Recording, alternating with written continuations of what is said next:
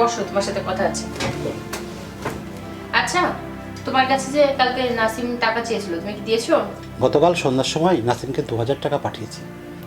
কি, মাত্র 2000 টাকা দিয়েছো?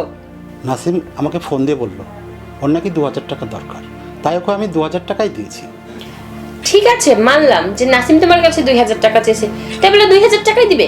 অন্তত 5000 টাকা তো দেয়া লাগতো। এত ছোট মন মানসিকতা তোমার? তোমাকে দিয়ে যদি আমার ফ্যামিলির কোনো উপকারই না হয়, তাহলে তোমার মতো স্বামী দিয়ে আমি কি করবো বলো? আমার এরকম স্বামী দরকার আছে?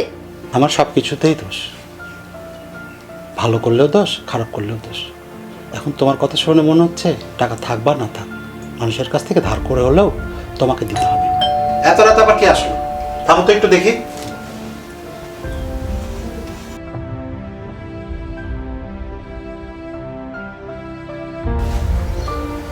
মা বসো। হ্যাঁ বসো।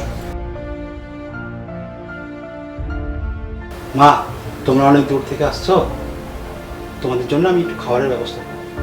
কিরে বাবা, বৌমাকে দেখছি না, বৌমা কোথায়? ও, তোমার বৌমা পাশের রুমে আছে, তোমরা বসো, আমি দেখছি। ও ঠিক আছে। এই শোনো, জিয়ান আম্মাকে নিয়ে ডাক্তারের কাছে এসেছে, অনেক রাত হয়ে গেছে, বাসায় আসছে। তুমি একটু গিয়ে খাওয়া দাওয়ার ব্যবস্থা করো। তোমার মা কি একটু আক্কেল জ্ঞান নাই? এত রাতে কেউ আসে? আর তাছাড়া খাবার তো সব শেষ হয়ে গেছে, ফ্রিজে কোনো মাছ গোশের তরকারি নেই। তুমি এক কাজ করো, রান্নাঘরে দেখো গা, শুকনো মুড়ি আছে কিছু, তোমার আম্মুকে ওইগুলোই দাও। তাই বলে মুড়ি খাতে দেবো? আরে যাও তো দাও, আর আমি এখন দেখা করতে পারবো না, অনেক রাত হয়ে গেছে, আমি ঘুমাবো। সরো, ছাদের উপরে বসেছে ব্যাককেল কোথাকার।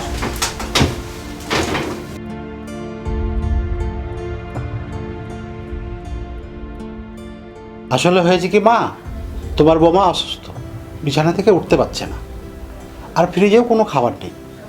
ঠিক আছে বাবা, আজকাল রাতটা থাকতে পারলেই হলো, কালকে সকালে ডাক্তার দেখিয়ে আমরা চলে যাব।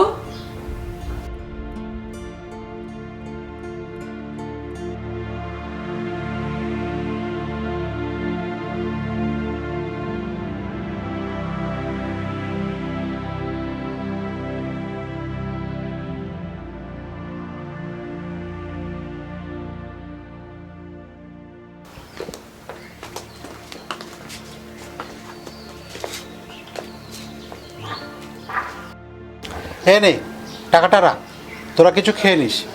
ধর এর কি করছিস বাবা?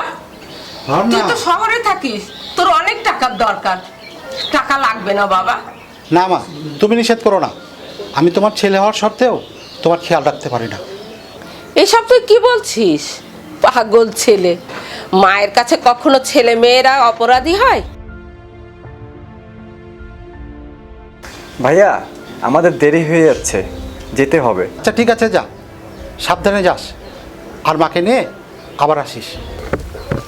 আসি রে বাবা, আচ্ছা দেখে শুনে থাকিস, আচ্ছা ঠিক আছে। ভালো থাকিস। আচ্ছা আচ্ছা।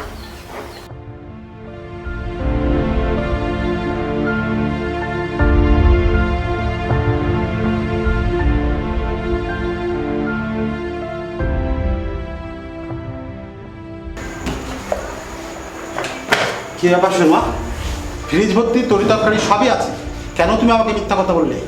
আমি মিথ্যা কি বললাম? ফ্রিজে তোমার মার জন্য কোনো খাবার নেই, তোমার মা না বলে এসেছে ফ্রিজে যেসব খাবার আছে সেগুলো আমার বাবার ভাইয়ের জন্য। তোমার বাবা মা, আর আমার মা কি, সে কি আমাকে জন্ম দেয়নি? তুমি কি মনে করেছো তোমার মা এখানে কেন এসেছে আমি জানি না? তোমার মা ভিখারির মতো এসেছে তোমার কাছে টাকা নিতে। অফিসে যাওয়ার সময় হয়ে গেছে, আগে আমি অফিস থেকে আসি, তারপরে তোমার বিচার করবো, কথাটা মাথায় রেখো।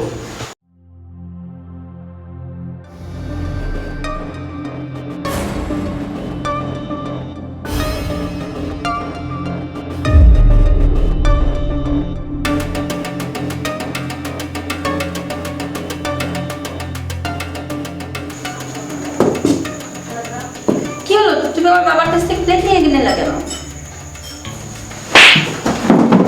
আমার সামনে আমার মেয়ের গায়ে হাত। আপনার মেয়ের গায়ে হাত তুলে আমি ঠিক করেছি, এই হাতটা অনেক আগেই তোলা উচিত ছিল আমার।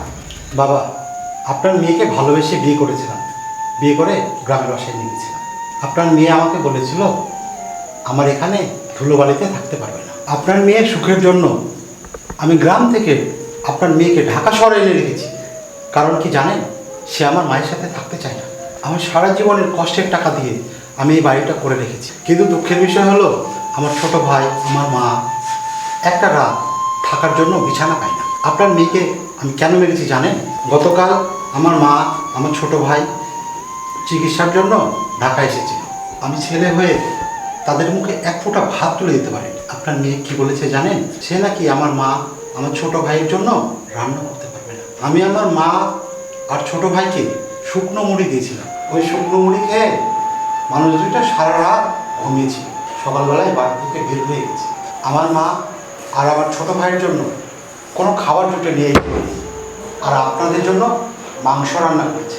বাবা তুমি বিশ্বাস করো, ওইগুলো সব কিছু মিথ্যা বলছে, বানিয়ে বানিয়ে বলছে সব কথা আমার সম্পর্কে। শোন, তুই আর আমার সঙ্গে কখনো যোগাযোগ করার চেষ্টা করবি না। বাবা, ভাইয়া, ভাইয়া